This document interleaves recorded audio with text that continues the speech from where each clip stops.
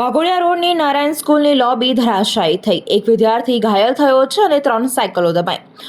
Waghodia road વિસ્તારમાં આવેલી નારાયણ સ્કૂલમાં પહેલા માળની લોબીનો ભાગ ધરાશાયી થતા એક વિદ્યાર્થીને ઈજા થઈ હતી, જ્યારે કેટલીક સાયકલો દબાઈ હતી। સદનસીબે કોઈ મોટી જાનહાનિ થઈ ન હતી। વડોદરા ફાયર બ્રિગેડ દ્વારા સ્કૂલોમાં આગના બનાવ ન બને તેની તકેદારી રાખવામાં આવે છે, પરંતુ સ્કૂલોના સ્ટ્રક્ચર બાબતે કોર્પોરેશન દ્વારા કોઈ તકેદારી લેવામાં આવતી નથી, જેને પરિણામે આજે વડોદરાના વાઘોડિયા રોડ વિસ્તારમાં મોટી દુર્ઘટના થતાં રહી ગઈ હતી। વાઘોડિયા ડભોઈ રિંગ રોડ પર ગુરુકુળ નજીક આવેલી નારાયણ સ્કૂલમાં એકાએક બાજુના ભાગની લોબી તેમજ દિવાલનો ભાગ ધરાશાયી થઈ જતા એક વિદ્યાર્થીને ઈજા થઈ હતી, જ્યારે 3 થી 4 સાયકલ દબાઈ હતી।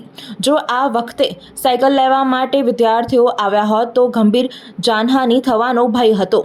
બાબતને પગલે ફાયર બ્રિગેડ તેમજ પોલીસ દોડી આવ્યા હતા અને કામગીરી હાથ ધરી। ઉચ્ચ પોલીસ અધિકારીઓએ આ બનાવની ગંભીરતાની નોંધ લઈ તપાસ હાથ ધરી છે।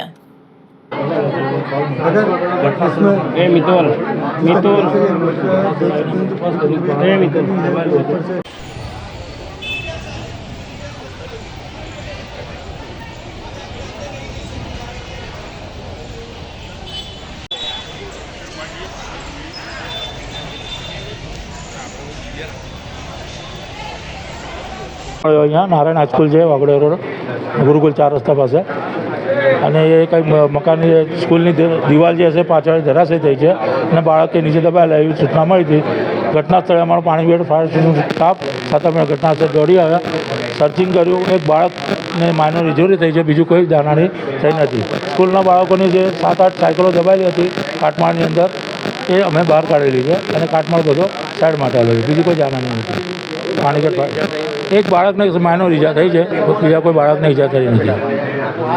સ્કૂલની દિવાલ પડી છે તો હું તરત દોડ્યો, કારણ કે આ ગેટ બંધ હતું, તરત હું આવી ગયો અને છોકરા થોડા દોડાદોડી કરતા હતા। પછી તરત જ પછી હું અને બીજા સ્કૂલના ટીચરો હતા એટલે તરત બધા છોકરાઓને રેસ્ક્યુ કર્યું અને તરત બધા પોતાને સાયકલો લઈને ઘેર મોકલી દીધા।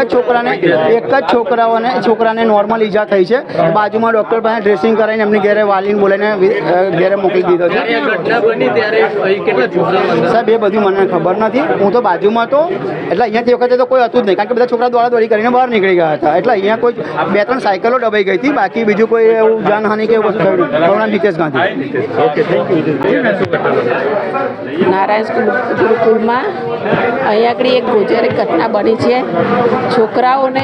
છોકરાઓનું સદનસીબ કહેવાય કે છોકરાઓ બહાર હતા અને આ બાલ્કની પડી છે। છોકરાઓ અંદર હોત અને આવું બન્યું હોત તો બહુ જ ખરાબ ઘટના ઘટી હોત। અહીંયા આગળ છોકરાઓને જાનહાનિ થાક, સારું છોકરાઓને કંઈ જાનહાનિ નહીં થાય અને એક જ છોકરાને વાગ્યું છે, છોકરાઓ બચી ગયા, એ જ આપણી માટે સારામાં સારું કહેવાય।